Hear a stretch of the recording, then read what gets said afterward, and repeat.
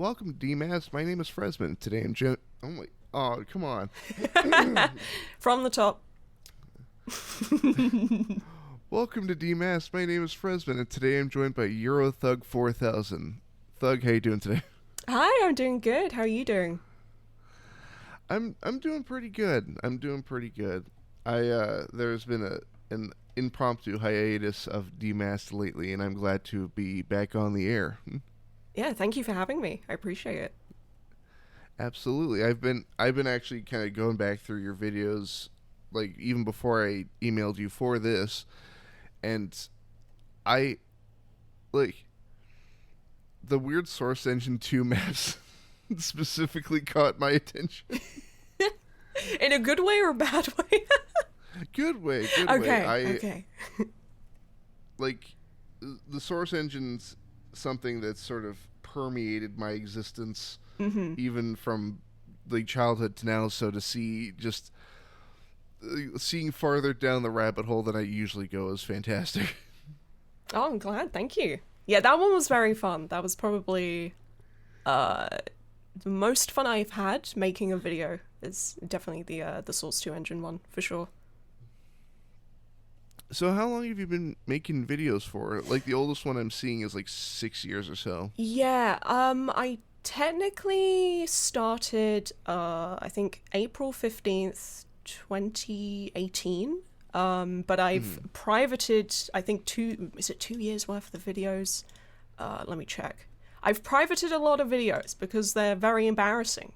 They were it was basically just really shit reviews that were like 3 minutes long. So, you know, I really was going crazy with the word count. And it was like that for 2018 until 2019. Okay, yeah, about midway through 2019 is when I did my first like quote essay type of thing. And then I kind of went from there. Kind of thought, oh, okay, I kind of understand what direction I want to go in now. So the first year also was just practice run. See, I like at least for my channel, I'm a firm believer of leaving every video up. Like even so, my first couple of videos on the channel are terrible. They're dreadful. They're Overwatch gameplay with no editing. And I am ashamed of them, but I will keep them there because I believe that will push me to do better. No, but that's actually courageous. I would say that's respectable, if anything. I'm a hero. Yeah. Now, I do have a question regarding a video from about 6 years ago. It's just more of a follow-up. Is Death Stranding still your favorite game? It's now Death Stranding 2, kind of. Depending on the day you ask me. Sometimes I say the first game and then sometimes it's the second. But I am supposed to be making a follow-up video for Death Stranding 2. But it's literally, since release, I think I made like a little review video because I got early access. And at the end of the video, I'm like, oh, hey guys, I'm going to be making a big Death Stranding 2 video. Wait for that one when it comes out, thinking like, oh, I'll take like maybe a month or two. It's still not done. So but the PC version is out now, and I feel like I can just say, oh, you know, I was waiting for that, so I can do all like the fancy camera mods and stuff. But now PC version's out, so I kind of don't have that good of an excuse anymore. I'm gonna have to come up with something else. I unfortunately am currently deeply hooked on Death Stranding 2. Yes, let's go. Are you enjoying it? I love it, and like, so okay, I almost got in an argument, or more of I almost got in a shouting match with a guy at a computer repair store back when the first one came out. Like defending it? Well, it was because, like, I was at a point in my life where I wasn't. How do I word it? Like, you know how a lot of people look at certain games through like the lens of games that they've already played, where it's like, well, this isn't like Call of Duty or something like that. Right, yeah. And so I was at a point in my life where I had finally sort of opened myself up to the stranger experiences that games have to offer. And Death Stranding was one of those stranger experiences. And I was talking to a guy in a Best Buy, and he's like, "Oh, well, I don't know, it's just kind of a walking simulator." And all I had to repeat was that, but that's what I want. Yeah, I mean, it was kind of annoying at the time because that was literally all people would say when the first Death Stranding came out. And it was like, yes, technically, it is a walking sim by, like, literal terms, but they're comparing it to other games that they consider walking sims, which is, like, nothing like Death Stranding, because Death Stranding, traversal is everything. But in what people usually call a walking sim, it is mainly like the story. There's no like crazy mechanics with carrying shit and terrain. It's just you walk through a few corridors and you see stuff, which is still good too. I like those games as well, but it's like having the term walking sim for both of those types of games just doesn't make sense. So it was kind of annoying when people would just be like, yeah, Death Stranding is just a walking sim. I can't play it. It doesn't have gameplay. I had a coworker of mine recently ask, like, oh, what's it about? I'm like, I don't have. Oh yeah, like, yeah. 4 hours. Usually, I just sometimes say like, oh, you deliver stuff and in the post-apocalypse, and then I just go with that. I can't be bothered to get into the details because how do you explain Higgs to a normal person? You can't. A real interesting version of Troy Baker's trying to kill you over and over. Yeah. Also babies, and then you die, and then there's a beach, and then you come back, and yeah. It's too much. You can't explain it to the average person. They just gotta play it. All I know is that the first game, right when it came out, I got it for PlayStation 4, and it unlocked some weird paternal instinct in my brain to the point where I beat the game without dying once. Wow, yeah, I don't know. I don't think I did either. Obviously aside from any like story related beach visits, but yeah, it was kind of easy for me anyways. I did not manage to get like a void out at all. I had to look it up because I didn't want to get a void out on my own save. I was like, I wonder what happens when you actually do that. So I had to watch someone else's video of them getting a void out. But yeah, I don't know. I guess I was just so in tune. Well, I was mainly worried that like the whole, like the idea of the void outs, because I had only heard about it in interviews and whatnot. That I'm like, oh, it's probably scripted, and then I accidentally did that outside of like Lake Knot. Oh, I see. Yeah. And now there's just a hole outside of Lake Knot. No. Oh man. Whoops. I think it does close up over a certain amount of time, though, right? I don't know, but all I know is currently there's a crater outside of Hartman's lab. I misjudged the fall. Oh no.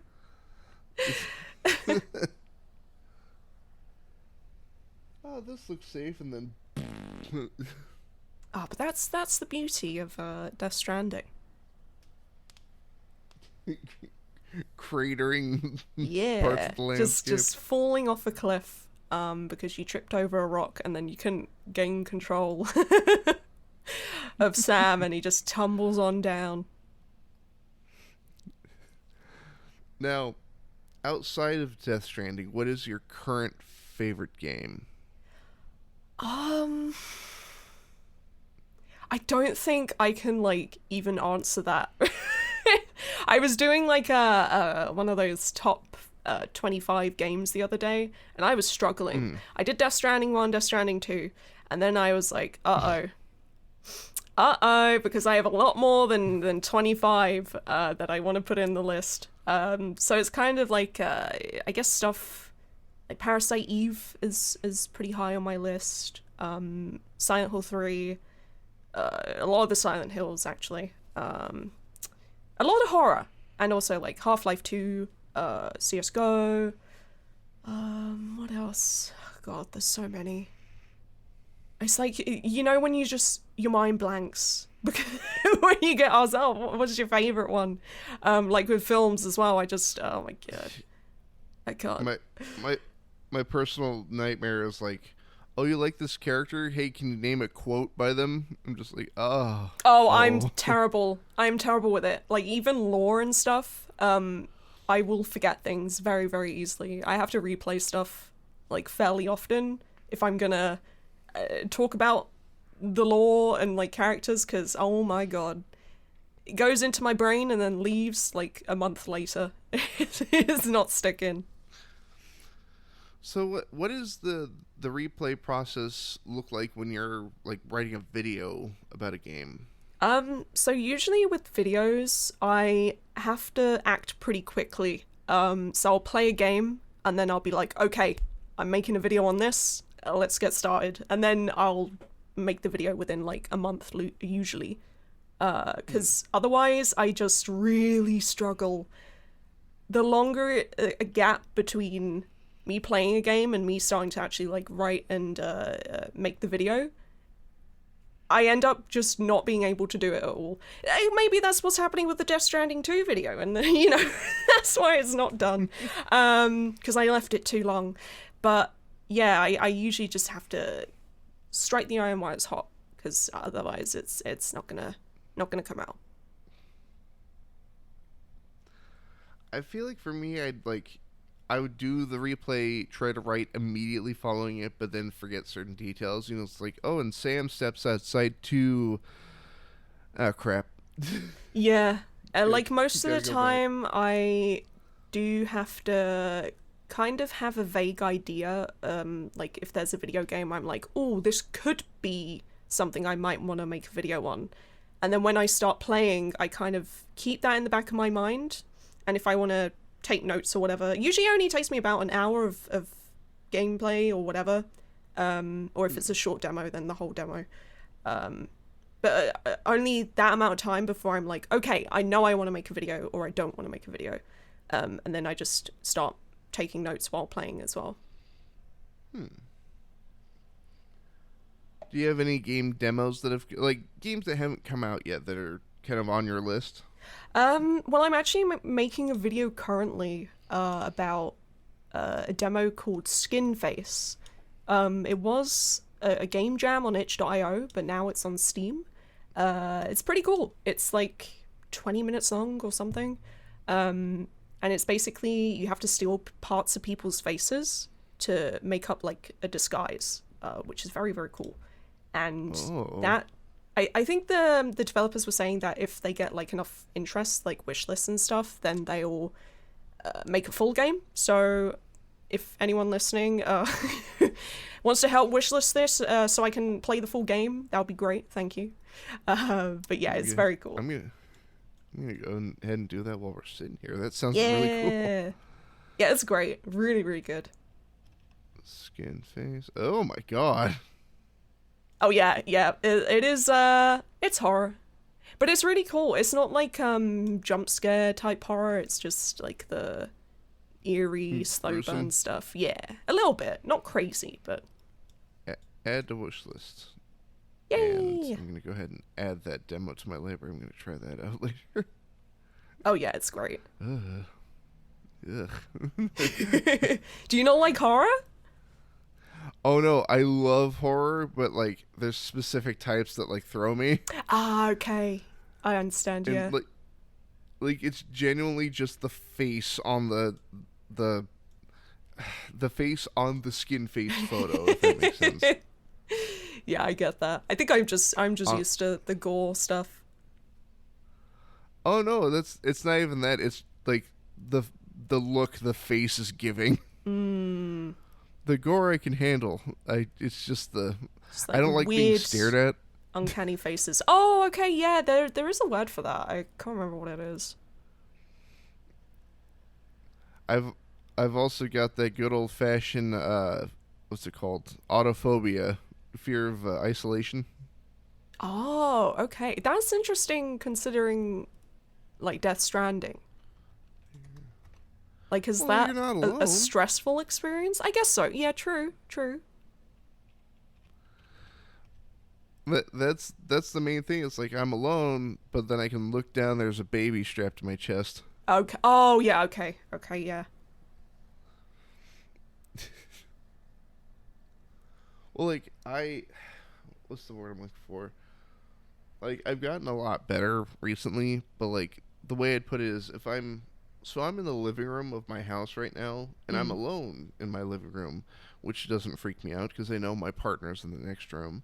But if my partner say leaves for work and I'm here alone all day, I will get paranoid. Oh, really? Yes. I feel like I'm the You, opposite. Like, I really like isolation and just being at home alone as well. I don't know. But I think it kind of helps me appreciate when someone is around too at the same time, like a little bit of a balance. But I think I do skew a little bit towards being alone and finding comfort in that. well, it's weird because in moments of like paranoia or straight up fear, like what's the word I'm looking for? I understand that I can pick up the phone and like call a friend or something like that, Mm. but the true horror comes from when everybody's busy and nobody's answering their phone. That's happened a few times, and then I'm Oh like, oh shit, no. did the world end? Oh. But I've got cats, so that helps Oh, allay nice. the. How many cats do you have? I have two very large cats. Same, and they're also very large. That's funny.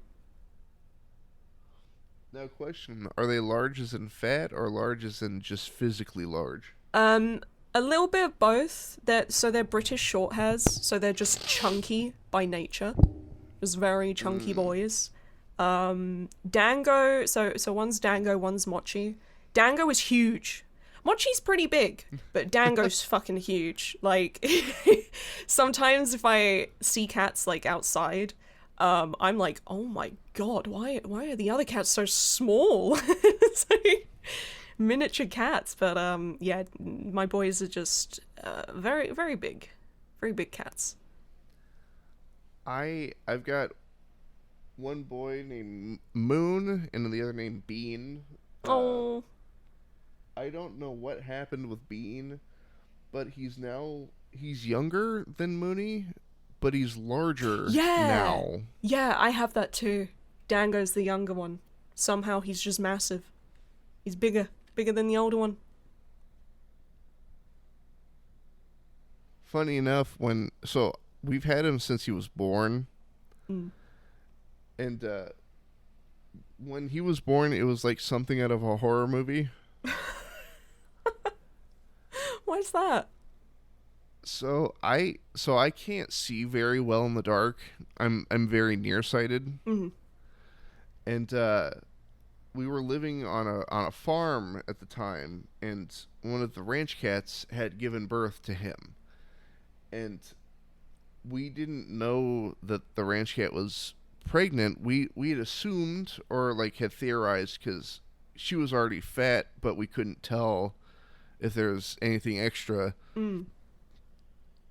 And so I go to walk into the kitchen, the lights are off, I can't see very well, and I look down and I can see the outline of the ranch cat, and I'm like, hi kitty, how's it going? And I hear like the mewling, Oh, fr- oh, I see. Yeah. and I'm like, what's wrong with you, cat? And I flip on the light, and there's just a puddle of blood and a brand new cat, and I'm just like, Oh oh my god. god. So was it the only kitten in the litter? So, it was that cat's first ever litter, and so she only had two. Okay. and unfortunately, the other one did not make it. Oh. And it wasn't illness or anything like that. It was a accident on the part of the mother. The mom laid down on the kitten. Mm. Oh. Yeah, Oh, that's a shame. but we got Bean, who is he's kind of a jerk sometimes. I'm not gonna lie to you. Just spoiled. Well, well, no, he does this thing where he wants attention, and then you pet him for like half a second, and then he scratches you. Oh. Oh, interesting. And I don't get, like, my partner, I think, put it the best way is, like, he wants attention, but he wants it on his time. Mm. But that doesn't resolve the numerous amounts of scars that I have on my hands and arms from Yeah, him. cats can be funny like that. Yeah. We'll figure it out. It's probably because I bullied him a little bit when he was a kitten. He's getting back at you, see? Yeah, he remembers. Well, when he was still that bean burrito size, I would like he was small enough to fit my palm perfectly, so I'd pick him up and just hold him face level because he always looked like really angry. Oh. And so I'd hold him up like, "What's wrong, man? Why are you so mad?" And he'd like hiss at me. I'm like, "All right, I'll put you back down. Sorry." Whoops. Oh, he sounds sweet though. Yeah, he has his moments when he's not scaring the daylights out of either one of us. And my other boy, he's just sweet as can get. Thankfully, I don't think I could do this 2 times over if they were both Yeah. like me. There can't be more than one sassy one. It's too much. How are you, how well do your cats behave? Oh, they're pretty well behaved. Sometimes they just get a little crazy with like zoomies. But that's about it. They're mostly pretty chill cats. But I do think that is like a British Shorthair temperament anyways. They do tend to be very relaxed cats. They're quite literally teddy bears, but cats. That's usually how people describe the breed, and I'd agree. Huh. I've got, what was it, a Lynx Point Siamese and then a Fire Point Siamese. Oh, wow. Okay. No wonder you get a little bit of sass from Bean then. I feel like that is a very sassy breed. Dang it, if after this interview, I'll have to send you a photo. I don't have my phone on me. Yeah, I'd love to see them. But I'm not sure how we landed so long on cats. That tends to happen in conversation with me, don't worry. I think it's the same with a lot of cat owners too. Just the conversation ends up on cats. Because I also like looking at your banner. You have Death Stranding artwork with your cat in a pod. Yeah, so that was when I just had Mochi. Didn't have Dango yet. And I kind of like having them included where I can. And obviously because I'm not like on camera and stuff, so I can't really have a reason to show them on camera. But I usually do in like art or emotes as well on Twitch. I have a couple. But yeah, I like to include my boys where possible. See, if my cats were more consistent where they nap, I would absolutely have like a cat cam. Oh, same. Yeah. Okay, my boys aren't like that chill. Like they won't sit in one place for too long. But they'll move between places. Or if they're like in the office, they'll try and like sniff out everything. Because there's a lot of stuff where they can knock it over. So the rest of the flat is cat-proofed, but not the office. So when they're in the office, they have to be supervised. See, unfortunately, my boy Mooney is the reason that the phrase cat-proof doesn't work.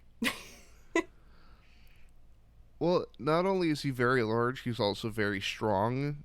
And so we've been buying cat fountains, and it's like, oh, it's cat proof. They can't knock it over. And then I watch him walk over, pick it up with his teeth, and tip it over. Oh my god. I I don't get it. Oh, it's even though it's like kind of annoying, like when they do stuff that you're just like, man, I kind of wish you didn't do that. But like they make a mess. It's still like kind of cool how they each have their own completely different personality. Like every single cat that I've met has just been entirely different and has had like these weird little quirks. And I think, I mean, are your cats indoor cats? Yeah. I feel like it comes out more with indoor cats.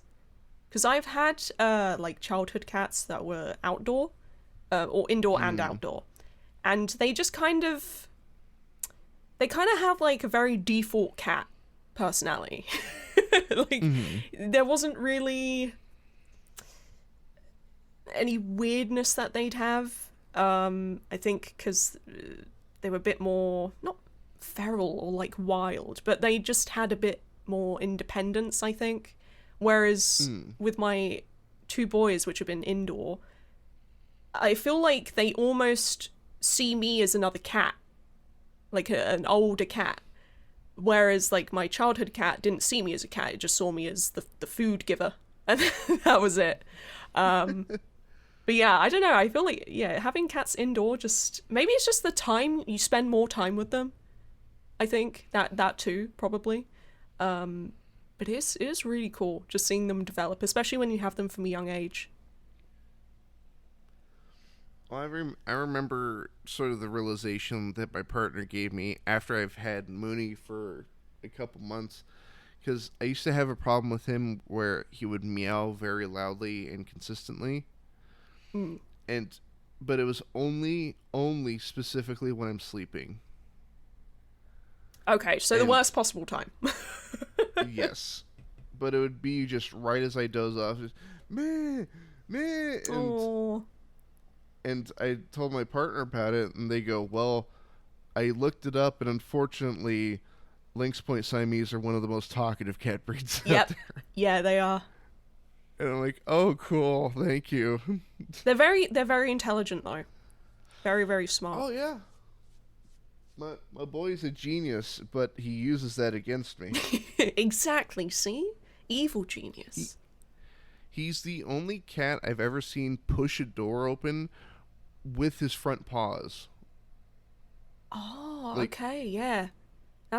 I think that is a sign of intelligence, because, like Dango, for instance, when he tries to open a door, he will headbutt it with, like, full force, just throw himself at this door to see if it'll open. Whereas Mochi will use one of his paws to kind of grab the edge of the door and, like, pull it. Or push it.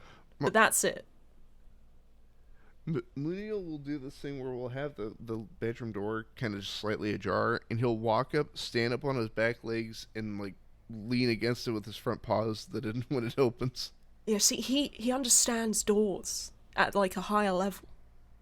Next thing you know, he's gonna know how to use like the door handle. It's funny you say that. He's tried. Oh my god, he already knows. Holy shit, he's so smart. Well, we have an entertainment center that's right next to the door to the bedroom, and there's a day where I'm in the bedroom with the door shut, and I hear the door handle like jiggling.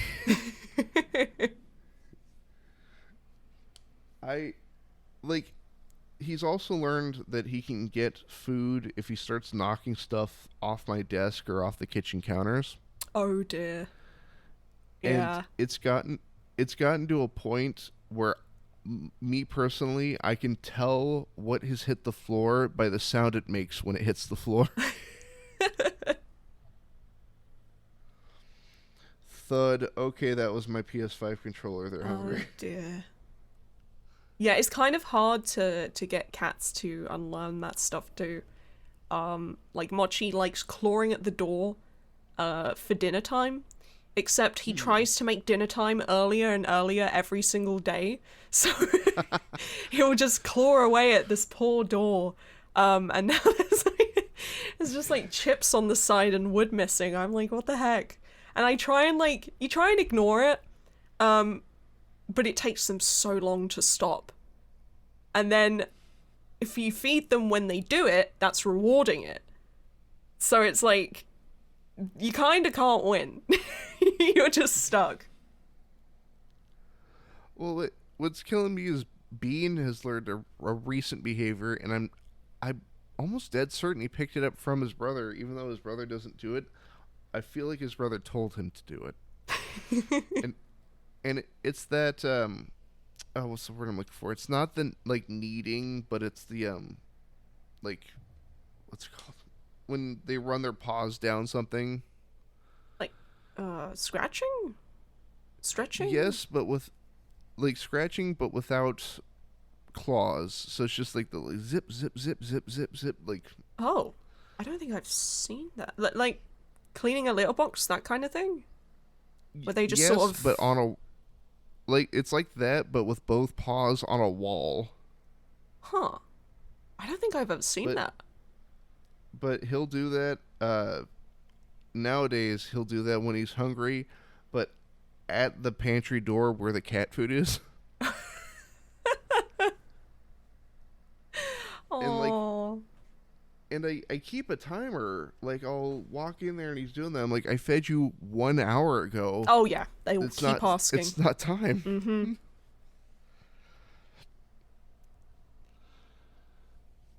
Again, we've gotten on the the cat. It's just cat conversation. This is a cat podcast now.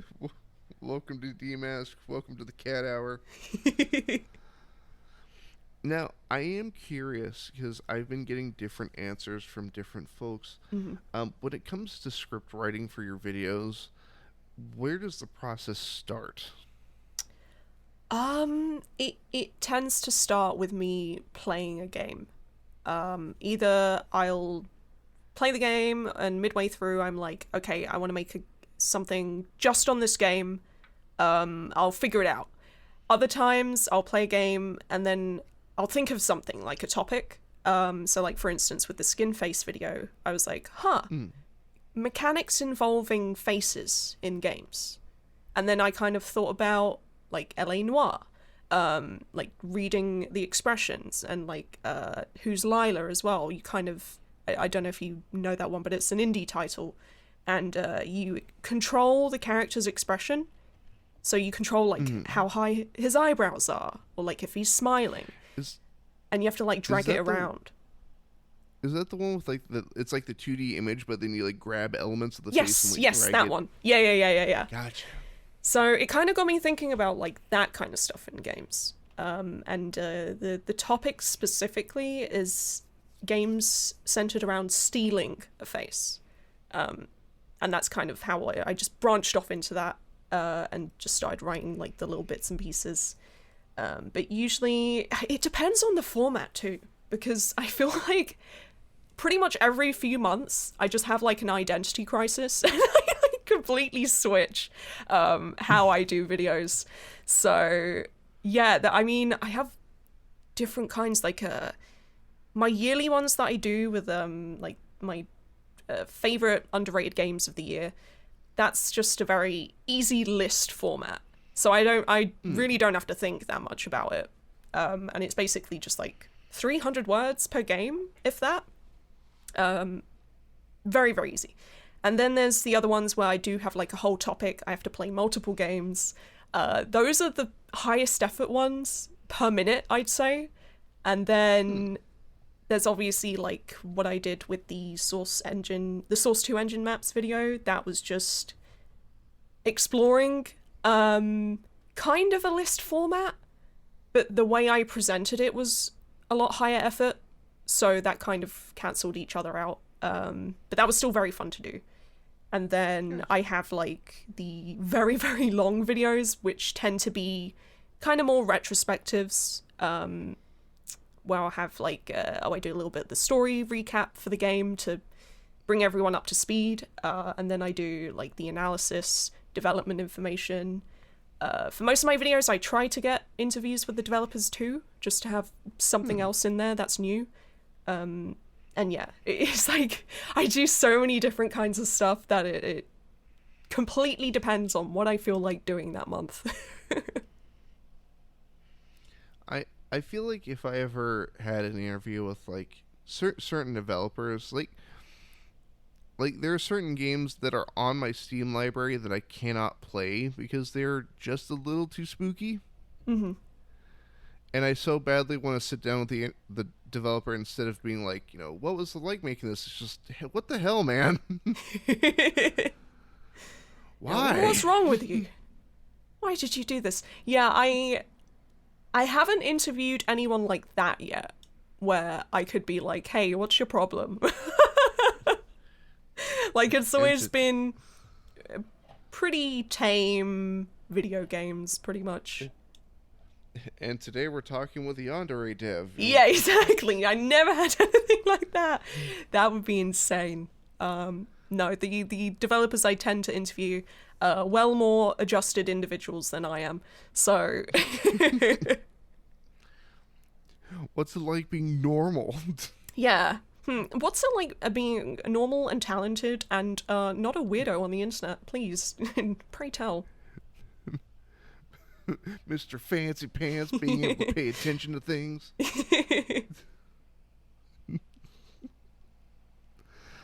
I'd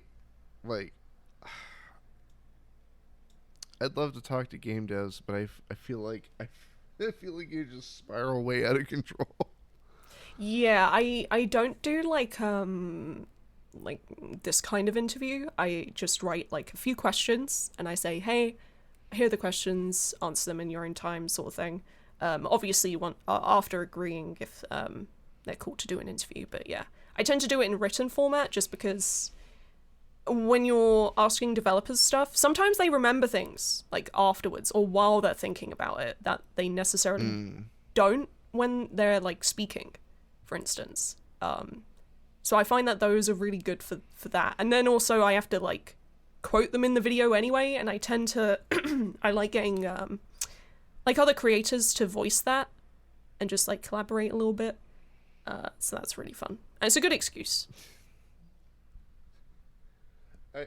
I like to imagine that like the higher profile, like the higher profile the devs get, the more simple the answers become. It's like, oh, I've got an answer here from Hideo Kojima. Hey, why did you make Death Stranding the way it is? And it's just like, I don't know, thought it was cool. Later. Yeah, that's a good point. To be fair, the higher the profile the developer is, in experience, they will say they're cool for the interview.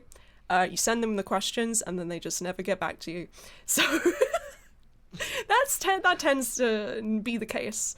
And then the smaller developers are obviously a lot more receptive and eager, because I guess they don't get as many interview opportunities. So whereas the higher profile developers are probably answering the same question like 20 times, which makes sense.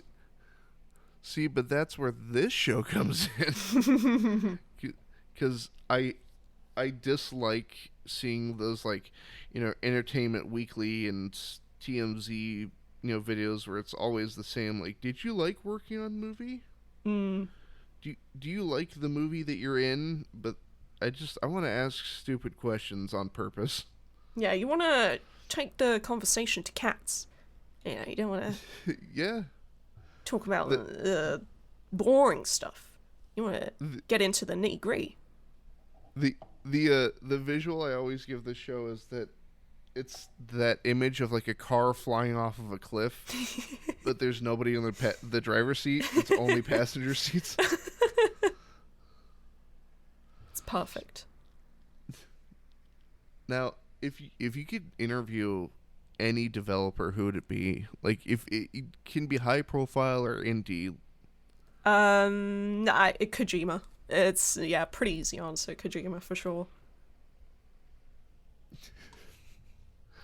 Is it because on the off chance you could be scanned into Death Stranding? Well, that 3? would be amazing. That would be like a dream come true.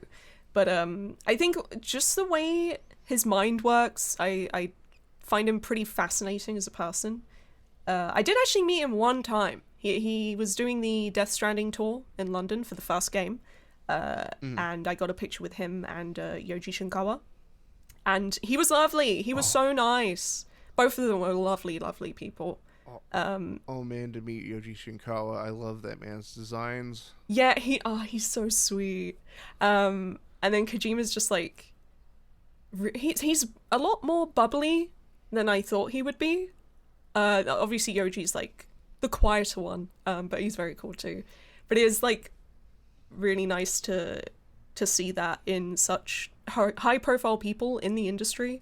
They seem very like down to earth, which I think is very, very cool. He strikes me as the type of guy, like Hideo specifically strikes me as the type of guy that, like, if you were to meet him one on one, like in his house or something, he'd be very quiet. But then the second, like, and you cross paths with any of his interests, it's just a floodgate opening.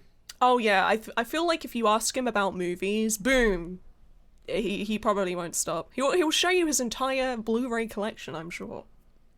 Suddenly, I'm standing in the Criterion closet. Yeah, literally. Do you have a favorite film?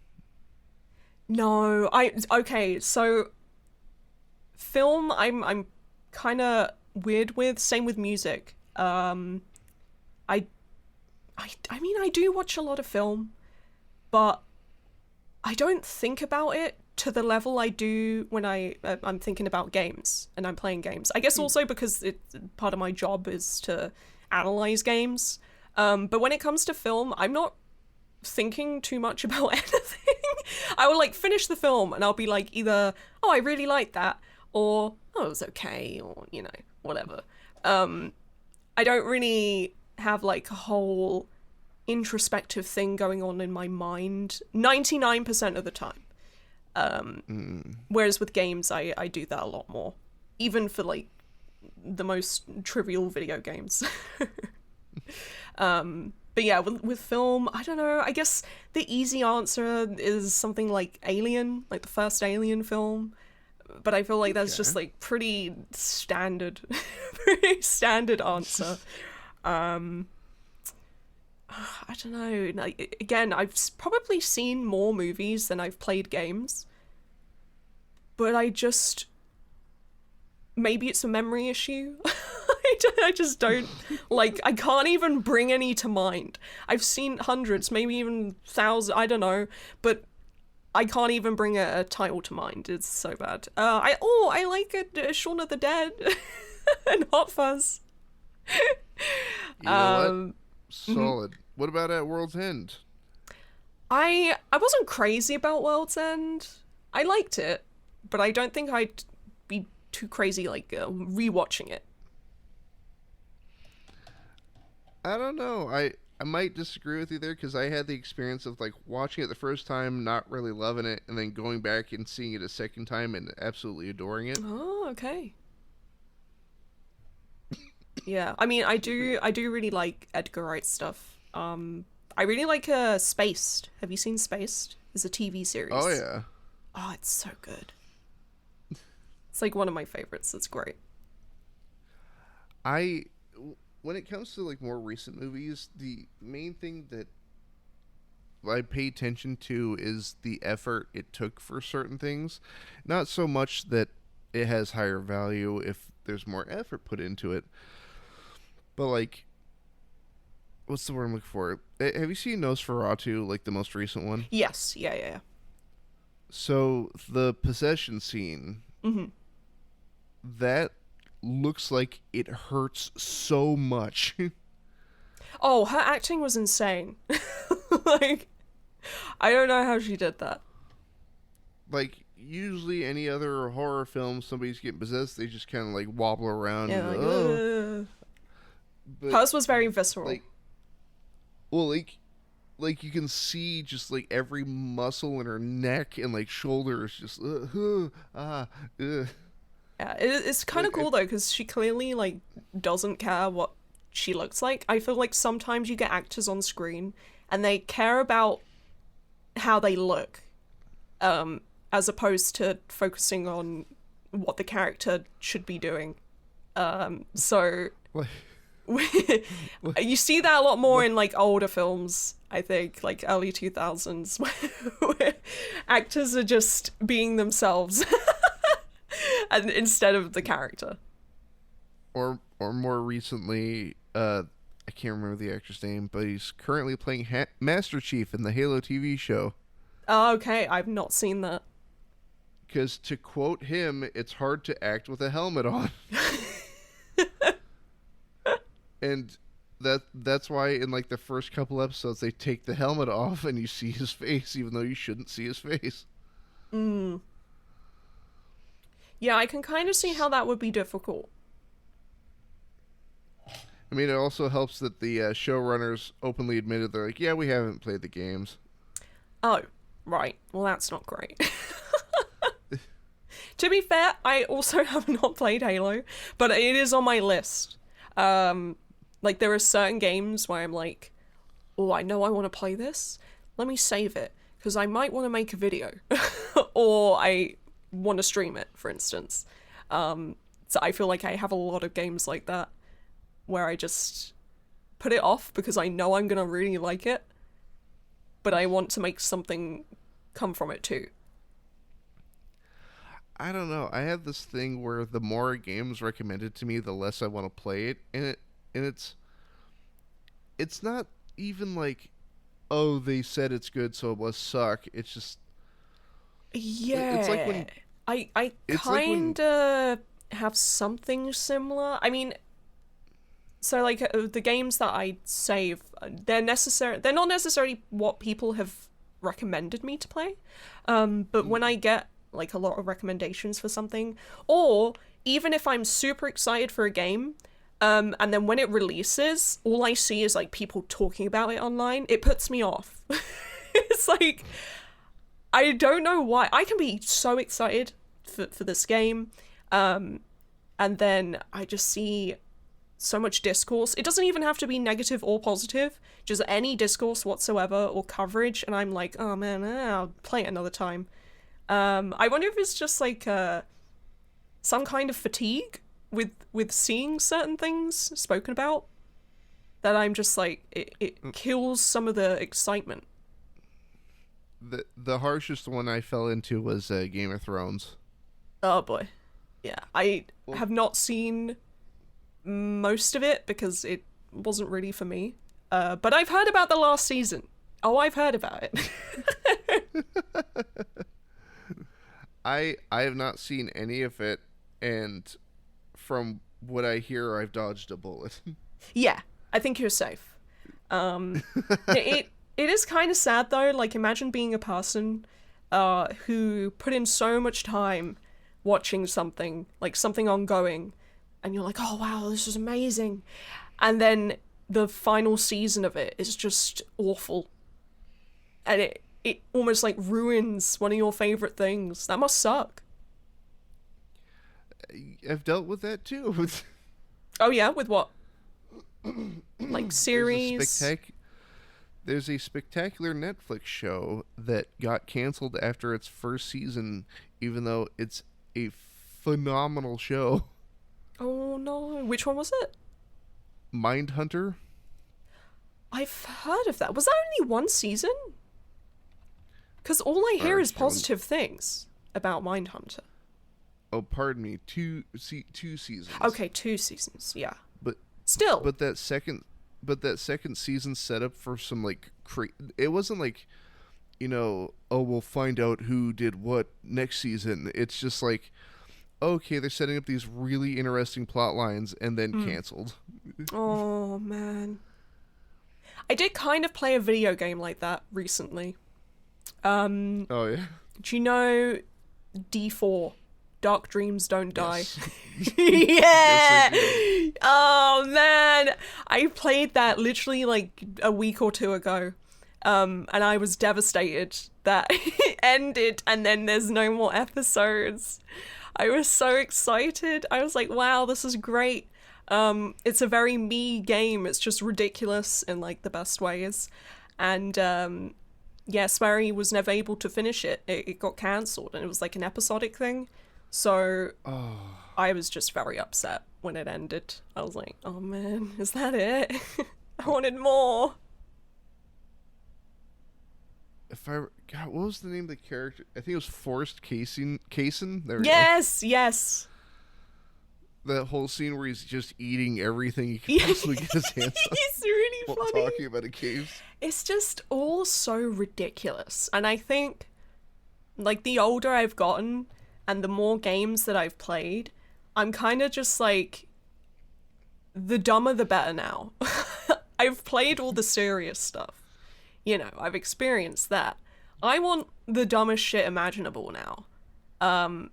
I've kind of had this pretty fun journey on stream, where I've been playing a lot of notoriously bad video games, to see if they really are that bad.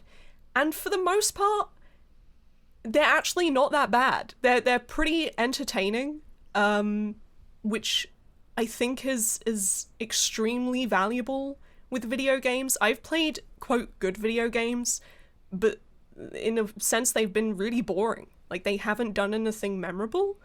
They've worked perfectly, but that's it. And then I just forget about it. But I recently played, I finished it, I finished it yesterday. On stream. It's Ride to Hell Retribution. I'm not. Yep. Have you heard of it? Yep. It is the funniest thing I have ever played in my life. It is so broken. It is so janky. There's fully clothed sex scenes. There's like a helicopter death. The most ridiculous dying scenes you could ever see. And every second of that game, I was entertained. Like, time flew by with that, in ways that I don't have with a lot of games these days. Very strange, but it was just, I don't know. I kind of like bad games, I think. I've changed from liking good games, now I like bad games. Don't you know it's not that hard to do it through denim? Yeah, it's so good. And everything will just catch me off guard. And it was just, I don't know, you don't get games like that anymore. Oh no. That's just too insane of a video game. But you get like a lot of wild stuff in the indie scene, which is very refreshing, and that tends to be why I either play a lot of older games or indie games, because they just have the more creative decisions in it, even if it's at the detriment of being what people would consider a good game design thing or narrative thing. They just don't give a fuck, and I think that's more charming to me. Well, then I think what also helps is sort of a self-restriction while still aiming for your vision. Yeah. Like there was a movie about it recently, Iron Lung. Oh yeah, yeah. Have you ever played the game? I know the game. Haven't watched the movie. So the game is fantastic, and the movie emulates that atmosphere perfectly. That's interesting, because I when I first heard about like the Iron Lung movie adaptation, I was like, oh, that's a challenge. Like, adapting that to screen, that's difficult. But I've heard that Markiplier did a great job, which is very impressive.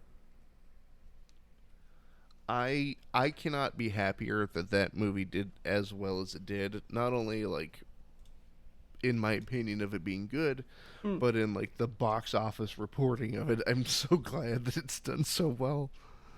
Yeah, it is really nice to see, especially for something like lower budget like that anyway, even if it wasn't anything to do with like video game adaptation. It's just nice to see the underdog win, I guess. There was a horror game that it just crossed my mind. I think it's like not Black Rose. Oh crap, I can't remember the name. But it's a horror game that takes place inside of a very small cabin, and you're essentially just walking back and forth across the cabin, but things change every time you go back and forth. Okay. Is that like a recent game or like an indie? No, I want to say like 2010, maybe. Hmm. Oh no, I remember playing it because it was so fascinating. Because you're like trying to solve, like your wife's missing, but you're just trying to figure out where she went. There's no like, oh, there's been some crime. It's like I've been here for a minute. I need to find her. I don't know where she is. I don't think I know that. I mean, something that is maybe vaguely similar, but it's been so long since I played it, I actually don't remember what the narrative was. It's Stories Untold. Yeah. Sorry, I get pardon. But yeah, stories. Oh jeez. Oh man, I found one recently. Okay, they like I mentioned earlier, there are certain games on my Steam library that I Mm. just can't play, and one of them is the Fears to Fathom series. I've seen that pop up on a lot of streams. Have not played it myself. It's I don't know. It looks cool, but I feel like it's one of those jump scary type games, and I'm not too keen on those myself. Even as someone who likes horror, I have my limits, and I don't really like when. And this game might not have that. I have no idea. Mm-hmm. But there are a lot of games that look similar to this that do this, Mm. and it is just scaring you with loud noises and things suddenly flashing on screen, and that's kind of like the whole experience pretty much. I don't think that's the case with this one, maybe, because it is reviewed pretty positively, so I assume there's probably something more to it. But yeah, there's a lot of like indie horror games that you get usually on itch.io and usually on streams, where they are very jump scare heavy, and it's just not for me. Oh, have you ever played I think it's called Orange County. No. It's a really simple horror game, and it's one of those ones. It's like kind of like Slender the Eight Pages, where you just have the one Oh, goal, and okay. that's it. Yeah, yeah. And it's you're a kid on a skateboard, and you're just trying to get out of town. Mm. That's it. And it's so atmospheric, and there's like police trying to hunt you down, and it's not even like jump scare. They're genuinely like searching the city for you, and so if you find one of them, they like the sirens click on and they chase you. Mm. It's it's genuinely unsettling because the camera is independent of your movement. Okay. So like you have to steer your body with, WASD, but then you can look around with the mouse and like look behind you while you're skating away. Oh yeah, I see it. Yeah, It's yeah, yeah. Oh, you found it? Yeah. I mean, I think Nice. it's the right one. Kind of like a almost like a black and white type of deal. Oh, it's not black and white. Actually, I'll send it to you in the. Is it this one? Yes. Okay, yeah. First person skate horror. But I just like that, and there's another one called like Cabin Factory that for some reason I just can't do it. There's something Mm. about it that unnerves me enough that I'm like, it's not like, ooh, it's spooky, I should keep playing. It's like, I need to get out of here. I need to close this. It's weird because if like the same game is in third person, I can do it. But when it's in first person and there's jump scares, I'm like, no. I think the only exception to that has been Resident Evil games with first person and Alien Isolation, which is funny because that's probably one of like the most stressful games ever. But I love it. I think because I'm pretty big into Alien as a series, so I think that's probably what motivated me to get through that. But yeah, usually I steer clear of first-person jump scary video games because it just I'm good. I I hate the ones where it's just like a picture that just like bleh, up on Yeah, the or it's screen. just like really loud noises. And the thing is, it won't just be like, oh, there's only one of those. It will be every 10 minutes or maybe even less than that. There will be loud noise .wav. And yeah, it's not really my thing. I feel like it pulls me out of it rather than pulls me in, you know? It's a little bit too much for me. I like. Well, you mentioned like the Resident Evil series. Like Resident Evil 7, I think did really good in terms of hitting my anxiety. Oh yeah, yeah. Well, because with Jack Baker, Yeah, when he and chases you it's around, oh my god. And he breaks through the well, walls sometimes, holy shit. it's that, and then like hey, you have a gun, but it's not really gonna do anything. Yeah, Like it's you funny shoot him with in the those face. though, because I feel like they're pretty easily not manipulated, but like you learn their behaviors very, very quickly. And I guess you could say that's the case for the other kind of games that do that too. But I feel like I've just like played enough Resident Evil stuff where I just their stalker characters all act the same. Um, and if one of them comes through a wall, you just run the other way, and then you go somewhere and you come back later, and they're not there anymore. And that tends to just be the resolution. And you just run to a safe room. If you feel like, oh god, you just spawned in there, that's not good. You just go back to the safe room and you wait a minute, and then you go. Well, I mean, it's like when they sort of break that rule with Mr. X in the Resident Evil 2 remake, where you run into the next room, you're like, okay, I'm safe, and then you see the door open, and Yeah. he steps. Oh, Oh, okay. that was good, yeah. Oh. I, I don't. I need to start playing more horror games. I need to toughen up. I need to. Well, funnily enough, I used to be really bad with horror. Really, really bad. To the point where, even before the Resident Evil 2 remake, I think it was, before that even came out, I was like, oh, that looks too scary for me. Which is very funny because a lot of people know me for like my horror content, or horror adjacent stuff. And I think it was just a case of slowly just getting used to it. I think I started with older horror games, which obviously aren't as scary, well, most of the time, and just kind of worked my way up. And now I can play most things, obviously apart from those jump scare simulators, but yeah, most things I can do now. But there was a time where I couldn't even probably play Silent Hill 2. That would have been too much for me. I want you to know that I used to be so scared of horror growing up that I could not play Resident Evil like 1, like the original. Yeah, that's fair. Which, looking back, is ridiculous. Like, not only through like the voice acting of the human characters, but the voice acting of the zombies that like.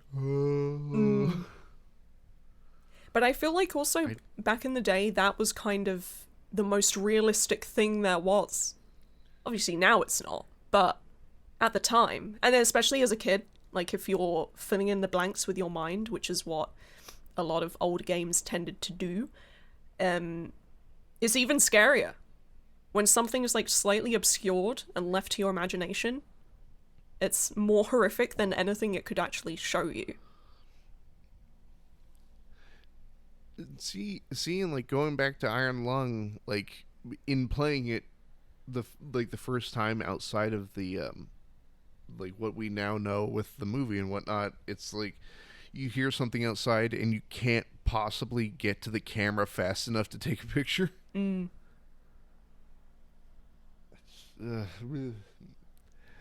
thank you.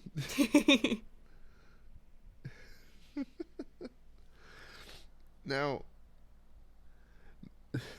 EuroThug4000. Yeah. Where do you see your channel going from where it is currently? I'm kind of in a weird place with my YouTube stuff at the moment. Just because YouTube as a platform is pretty terrible. It's not showing my videos to my own subscribers, which is a problem I've only started having in the past year. It's just been very all over the place. And with my videos, I put in a lot of effort, and I don't want the effort to drop, but also, like, I can't make a living if I keep just solely doing YouTube. So that's why I've had to start doing streaming as well. But streaming's been benefiting me in more ways than that, of course. But yeah, like, YouTube side, it's a bit weird. In some ways, having it be so terrible at the minute is a little bit freeing in a sense, because regardless of what I do, it's got a high chance of just performing terribly. In which case, I might as well just make whatever. Obviously to my same standard, but I don't have to worry too much about, like, video ideas, because I know that the core audience who always stay, they'll see it. And a lot of my recent videos in the past year has just been that core audience, because YouTube has not pushed it out to most of my sub base. So it's only really people who have, like, notifications on, or, like, follow me on other platforms and that kind of thing, who really see my stuff. So yeah, it's kind of nice just doing whatever. Only problem is like, oh god, bills. I do kind of need to make money. But that's where sponsors come in, and, you know, if it weren't for sponsors, I wouldn't be able to do this, for sure.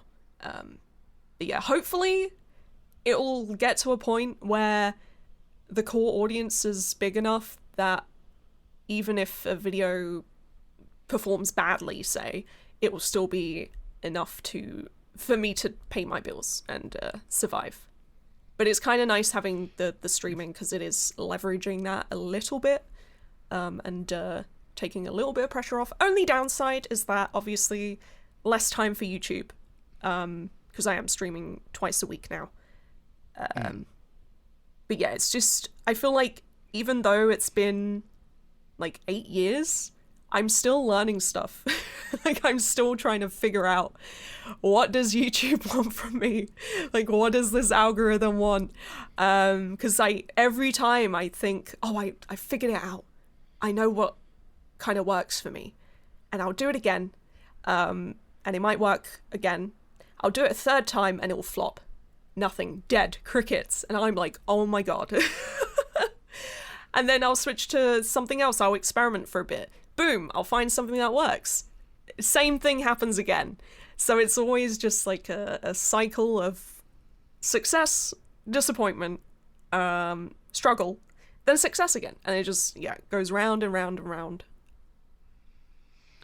I can't imagine that grind, because I like, personally, I do YouTube for fun. This is a hobby, and the way I look at it is, if I happen to make money from it, sure. Like, I'm not really, I wouldn't mind a career as a talk show host, but I just do it for the love of the game, really. Yeah. Yeah, that was... I like talking to other YouTubers. So I actually worked full-time in IT, I think for the first 6 years of my channel. And the balance was... well, not great. I mean, it's still not great, but, like, I don't have any free time. Rarely, very rarely, and I feel like I am always overwhelmed with the amount of work that I put on myself. Like, before, I put it on myself because I wanted to make like, creative work out for me. And then I kind of got to a point where I was like, oh, cool. I think this is at a point where I can do it. And my previous IT job was just miserable. It was, like, completely destroying my mental health, and oh my god, it was the worst. And I managed to leave that. I managed to save enough money so I could have a little bit of like a financial support to fall back on if I needed to. And then I switched to full-time, and now it's like, with how unstable YouTube is, it's so annoying. When I was, like, doing IT and busting my ass doing the YouTube stuff as well on the side, doing all these late nights that I still sometimes do, but it was like YouTube was performing at like a pretty stable rate. Like I could see why a video was lower in views as opposed to another one, and it would always kind of be around the same performance. But since I went full time, it's just been a mess. It's just been all over the place, and that is down 100% down to YouTube as a platform and what it's been doing, like with its algorithm and probably introducing some AI bullshit, as most companies have. And yeah, it's been weird going from a job that does have a stable income to something that is just so all over the place, and still trying to balance having it be a fun thing and also having it be something that I can make a living out of. Mm-hmm. See, the working full time portion is actually where I currently am at. Yeah. But the problem is I'm working and then I have no time to it. It's not so much that I don't have time to, like, say, record episodes like this. It's I don't have time to send out emails to get guests to get on the show. No, that makes sense. It's a lot. It's frustrating, and don't get me wrong, I fully understand that I've put this pressure onto myself for pursuit of creative endeavors and whatnot, but at the same time, boy, I'd like to do this more, and I'd like to do it, like, bigger. Like, I'd like a set. I'd like to do this live, you know? I want a sort of a David Letterman-esque set. You know, Ooh, a chair. that'd be cool. All I know is have you considered streaming? I've thought about doing it, but I don't know. I know I don't want to do this show on streaming. Yeah. Because I like the idea that if, say, something goes wrong, or like a guest has a qualm with something that they've said themselves and would like edited out, that I can go back and do that. Yeah, that's fair. But would you do like solo streaming? Is that because you still technically have to host? I've thought about it. In fact, the plan for if I, like, granted there's a lot of things that need to happen before that, but if I ever get like a set and that whole setup, and then do like an episode of like Demasked live on the air sort of thing. I know for a fact the first episode is going to be a Q&A. Like, I want the joke to be that I was so busy setting up that I didn't even get a guest. Yeah, something like that's good. I mean, you don't even necessarily have to have like a like a huge scope or anything. You could even start with like 3D or like 2D art, for instance, like of a of a backdrop or set. If you had like a green screen. I desperately want a PlayStation 1 style model of myself. Oh yeah, you can get that. Money, though? Yeah, I mean, I actually made like my streaming model pretty much by myself. I just had like a friend of mine fix some stuff up, and then I paid someone else to do some of the face rigging, but obviously that's such a small part of the work, so it didn't really cost much. But like I did learn Blender, to be fair. So so yeah, you do kind of you either need the time to learn it yourself, or you need the money to pay someone else. Well, I tried to do that, what's it called? Vroid Studio. Mm-hmm. Yeah, that's what I used as like the template, and then I heavily edited it. Unfortunately, that entire program does not have my body type.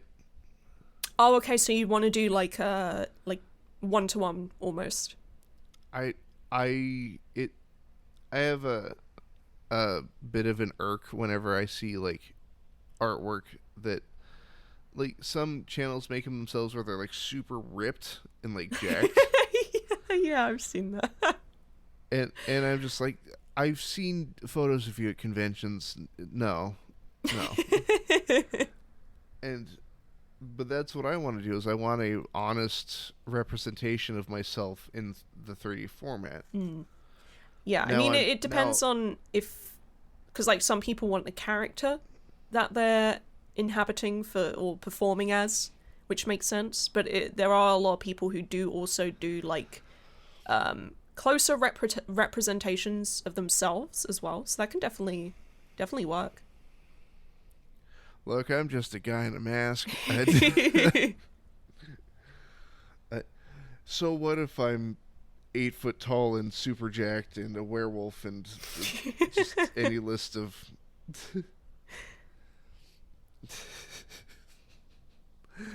no, I ideally if if I had if I have my way, it'll be a guy in a mask with a dad bod. That'll be the end Hell goal. yeah, let's go.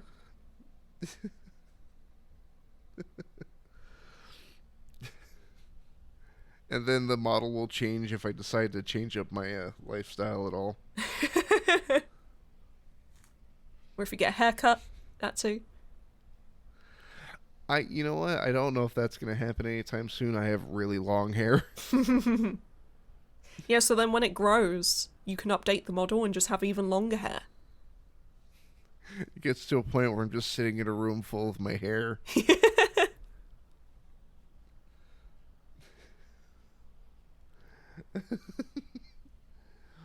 I need to get on that. I found a guy on Fiverr, but what's what's killing me is that there's a guy that I've had on my show that like professionally makes low poly models, but the problem is he's so good at his job, then that makes him very busy, and thus his commissions are always closed because by the time they open, they're taken up. Oh, okay, yeah. I mean, another good site is like VGen. That's a good one too. VGen? I'd recommend VGen more than Fiverr, personally. I'll get you a link. This one's great. Is it the green one? Yeah, yeah. Oh, okay. Time to turn myself into a chibi anime girl. If you want, As you as I can. was always meant to be.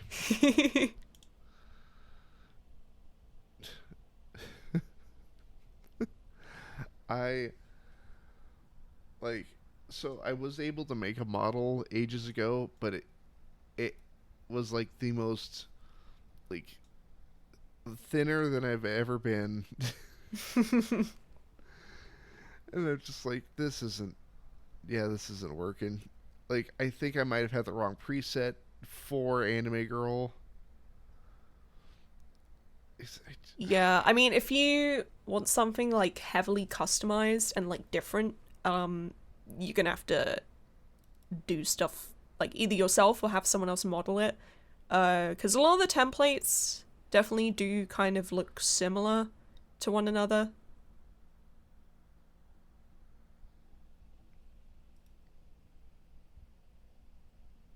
I I wonder how much some of these cost. Um, I mean, it can cost from a couple hundred for everything, so like the modeling and the rigging, to thousands. Like the big VTubers, oh, they paid thousands, for their models.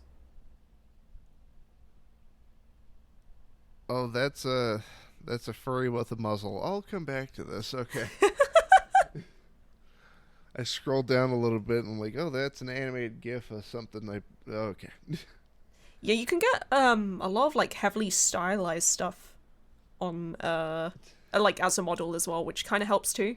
Like the less detailed, the cheaper it is.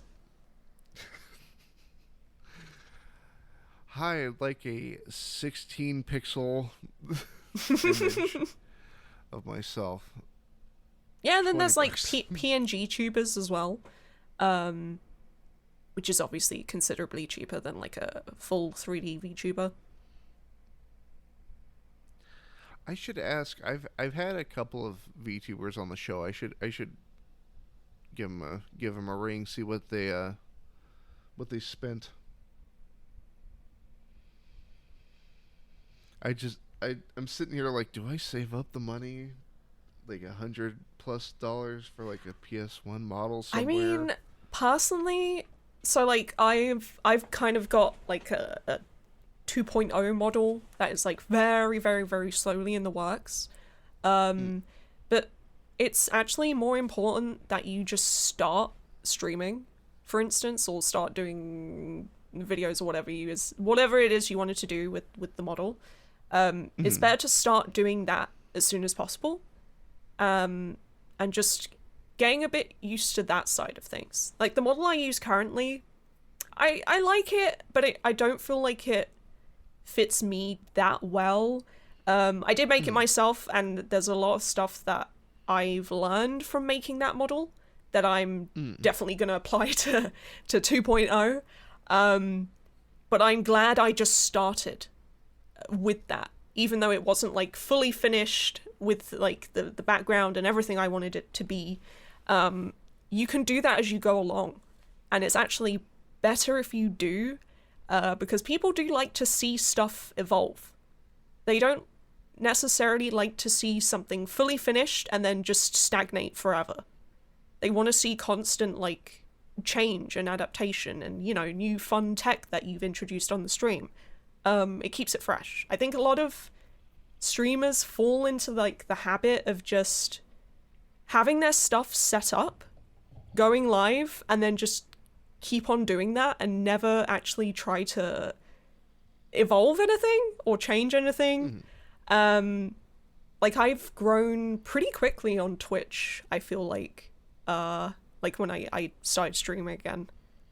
And I think the one thing where I'm like, oh, that is something that has helped a lot is just introducing new bits every so often and just keeping people engaged. Like it can be a plugin. It doesn't have to be anything like crazy high effort. And it only takes like 10 minutes to install the plugin. So, you know, or just have like new music or new sound alerts, or there's lots of different ways to make a stream more interactive, which I think is really interesting because you don't get that with YouTube. I've hmm. Well, the thing is, I've already like outside of doing like the PNG thing or the 3D model thing, I think I need to be on camera more often because I've gone through the trouble of making multiples of my mask, Mm-hmm. and I think I should start wearing them more often, but the issue is the audio coming through. Ah, I see, yeah. I mean, there's got to be a workaround for that, right? Like, even if it's a I small mic that can sit underneath, or like if so that you adjust the mask somehow. well that's something I've been sort of wanting to toy with is there's a thing that's it's a music artist called Boy with Uke. He wears a mask or did wear a mask. I guess he doesn't anymore. But he had like a specific setup where he had like almost like a lavalier mic on the inside of his mask, Mm. and it was like ran through like a specific filter to cut out a lot of the like the plosives and the extra sounds that the human face makes, Yeah. and it sounded pretty damn good. Yeah, there's definitely like ways around stuff for sure. You just gotta experiment a little bit.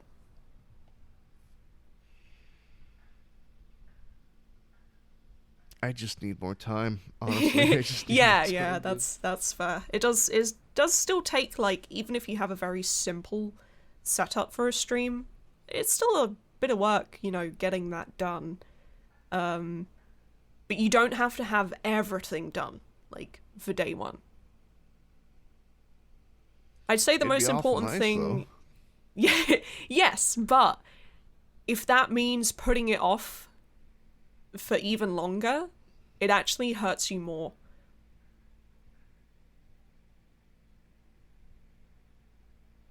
You know what? I appreciate that.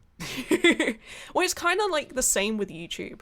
Like I get people asking me, "Oh, hey, I want to start a channel. What's your advice?" And I'm like, "Just make something." Don't the first thing you need to do. You don't need to ask me what mic. Doesn't matter. It doesn't matter what mic. Just get something. Because if you have something lying around, if you have a friend who has something, just borrow it, and make something. Because a lot of people, they will just ask for advice for things and then never apply it. And it's like, well, there's no point just talking about something. You have to do it. You have to actually make it happen. And sometimes, in order to make it happen, you just have to reduce the scope. You might have all these exciting ideas, but you don't have to have them all on day one. You can slowly get to that. Just have the bare minimum of what you need and just make something. Well, that and like I've been asked a few times, like, oh, I want to start a YouTube channel. Where do I start? And it's honestly the hardest part is just doing it, but just know that your first couple videos might suck, and that's part of the learning process. And Yeah. you can always go back and fix Oh, it. yeah, yeah. Or private them, like I do. Or just leave them up as a testament of shame, like I do. Yeah, but it is funny because when people do ask me for advice for things like that, it's like, make your first video, then you can ask me for advice. And because you'll have specific things you want me to ask advice on. You can't just say, oh, how do I start a YouTube channel? What do you mean? You set up your email, you sign up, you put in a password you want to use, and then you set a profile picture and you got your channel. Like, you don't need to ask me advice for how to set that up. And then if you want to make your first thing, think about it. Think about how someone would approach that. You know, everyone does videos differently. Like, there are people I've spoken to who make the same kind of, you know, analysis videos that I do, and they'll have a pretty different way of going about it. But at the end of the day, both of us are putting out video, and that's the main thing. You want the result. It doesn't really matter how you get there. Just try and get to that result, no matter what. Or just do what I did and start with Overwatch gameplay. Yeah, I mean, it all depends. It's all, especially when you first start a channel, that is like the most freeing experience. You can do whatever you want. Don't worry about views and all this stuff, because there's a 99% chance barely anyone's going to see it. And the good thing is about like analysis stuff is if you make things, people will go back to watch even your older stuff that you might think is terrible. Like, people go back and watch my Animal Crossing one, which is the oldest one available on my channel, and they're like, oh, I really like this video, and I'm like, I can't watch this. I can't watch this video back. I'm like cringing. And, you know, maybe that's a good thing, because it means I've improved. But also, you know, depending on what kind of stuff you're making, it will eventually get attention if you keep going. See, I once in a while will have the more negative version of that. It's like, dude, your old videos suck. I'm like, yeah, I know. That's why it's there, so I can learn. Yeah, I mean, that's what it's about. Like, if you're new to something, you know, you're not going to be a master at it. You just have to learn as you go. And that's why, you know, if you make your first video, you understand what the process is. It doesn't have to be perfectly streamlined, but you know how to get from no video to a video. And that's literally invaluable. Like, that's the most important thing to learn when you're starting a channel. Just get a video up. Download Fortnite, lose terribly, Yeah, upload it. yeah. I mean, you do also have to think about what kind of videos you do roughly want to make. Like, if you want to do Let's Plays, that's probably more suited for something like Twitch, or YouTube streaming. But to build up an audience through streaming alone is actually more difficult than building up an audience through videos, like analysis or review videos. And I believe there's a step that gets forgotten along the way, especially when it comes to, new YouTubers, and especially what their goals are out of making YouTube channels. Are you having fun? Yeah, that's the thing. It's like sometimes I have to catch myself because now that I'm doing it for, I'm still doing it for fun. But I now have to consider the financial side of it, and thankfully stuff like sponsors helps me at least be able to make videos that I do want to make. It's just I have to have a sponsor segment in there, which I can give up. That's fine. That's fine. I can have a segment put in there if it means I can keep making stuff. I don't mind having like a minute a minute ad, like whatever. But yeah, in terms of like the actual video ideas, it has to be something that I actually want to make. If I'm forcing myself to make something, I can't do it. Like with Death Stranding 2 video. Like, if I were to try and force myself to make that, I would hate it. I have to be in the right mindset. And it will happen eventually, I'm sure, because Death Stranding 2, like, favorite video game, of course, I'm going to cover that eventually. But, it's just, it is a weird transition going from, not having to care how much money the channel makes to then having to care about how much I can make from it. But that's what I mean. When you start a YouTube channel, you don't have to worry about any of that. It should just be you're doing something for fun and you're learning a skill. You're actually learning multiple skills. You're learning video editing, voiceover, Photoshop probably because, you make the thumbnails and stuff or whatever. You're learning how to write as well. And you're improving a lot of stuff that might actually benefit you in other areas, even if you don't end up doing like YouTube videos full time ever, It's still beneficial.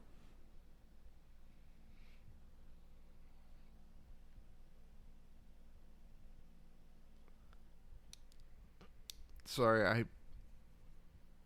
I'm looking back, and I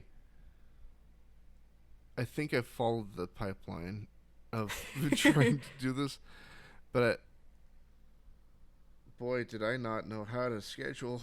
Oh my god. Oh yeah, scheduling can be hard. I mean, especially if you're balancing full-time work. But that's something that so when I was doing full-time work, the length of videos I was making, or how much effort I was putting into editing, for example, it varies. Because obviously, you can't do a job 6 days a week and then have time to make a 2-hour video a month. Like, it's not possible. Unless the 2-hour video is just like gameplay, basic generic gameplay over some voiceover. So, you have to really think about what scope is possible for you, like as the individual. And there's also some experimentation with that too. Like, you have to learn what is going to work for you because you might not necessarily know that, especially if you haven't made a video before. That's what I mean. You got to make that first video, and then you know how long it took, and you know what's involved. I think the thing that's slowing me down personally is the script writing portion of it. But I think what I'm gonna do that might work better, because I do much better in an unscripted format, but instead of doing it like off the cuff and then just having gameplay footage on top of it, I think what I'm going to do is sort of do a speech to text program, just kind of shotgun my ideas all over the page and then go back and try to organize them. Yeah, no, that's a good way of doing it too, because a lot of people say that it helps them to just get something down, even if it's like a really messy version of it, and then go in and, fix it up. It's kind of slightly what I do. It's more in like small notes, and then I kind of write like chunks at a time. Not necessarily in order though, depending on how long the video is, especially if it's like a really, really long one. To stay sane, I kind of jump between the different sections while I write. That said, stay tuned for my 8-hour Death Stranding dissertation. Yeah, oh, that's another thing, because obviously my first Death Stranding video was like an hour long. So now everyone's like expecting something that's also at least an hour long, probably even longer. So I'm like, oh boy, that's a lot of work. I tend to do like shorter videos these days, just because it's more manageable for me. Like I struggle. I think the longest video I have in like the past year or two, is 45 minutes, and the second longest is like 34 minutes. I don't know how long. Is there a way I could filter by length? I know my streams were very long on my channel. Oh yeah, for streams I tend to do like 4 hours, 4.5 hours tops. It depends if I need to go over to finish something, but I did a legendary run of Halo Reach a couple years ago, and that like the longest one that I can see here is 5.5 hours. Yeah, with streams it's definitely way easier to go longer. Speaking of, we're closing in on an hour 40. Oh, oops. Whoops. Didn't even realize. Now you know what? I think we will call it a close here because I do have to go make something to eat. Yeah, no worries. But I do have 2 questions to close us out today. Now, the first one, would you be open to coming back as a return guest? Yeah, no, I'd be happy with that. Obviously, depends on my schedule, because I do get, like, crazy busy sometimes. But I can usually, like, find a day. It just I might need some time in advance to book that in. Yeah. Yeah. Same here, because I get my schedules, like, week to week for work. Okay, yeah. Which is a little frustrating. But Yeah, because sometimes I'm in like video editing zone and I have a deadline for a sponsor in like a few days, and I'm like, oh my god, and then I'm like constantly editing. I stay up like all night. Sometimes I do all nighters as well, to get stuff done. But in those periods, definitely can't do anything else. I just have to edit. And then the second question, do you have a video on your channel that you're particularly proud of that you'd like to see in the description of this video?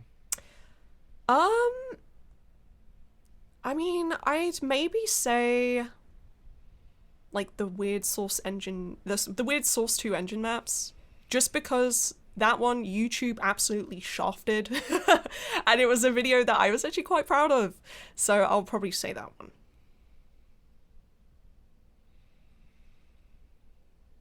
Sold. And party people at home, there will be links to not only EuroThug's channel, but the aforementioned video in the description below. Thank you. Thanks for having me. Absolutely. And EuroThug, thank you for hanging out with me today. And party people at home, thank you for hanging out with the both of us as we talked long-windedly about cats. But the biggest piece of advice I can give to the party people at home is if you want to make a YouTube channel, just do it. So there will be a community out there for whatever niche that you decide to fall into. Absolutely. And just do it because it's a fun thing to do, because for a lot of people it doesn't turn into a job, or it turns into quite a struggle of a job. So just, do it because you enjoy it and you want to share something with the world. Or just be like me, a masked man on the internet talking to strangers. Yeah, I mean, it's better than nothing. And then you can't regret it, because at least you did it. At least you did what you wanted to do. Oh, at least I'm having fun. Yeah, that's the whole point. But with that, party people at home, I'll see you all next time. This has been Demasked. My name is Fresman, and we'll see you later.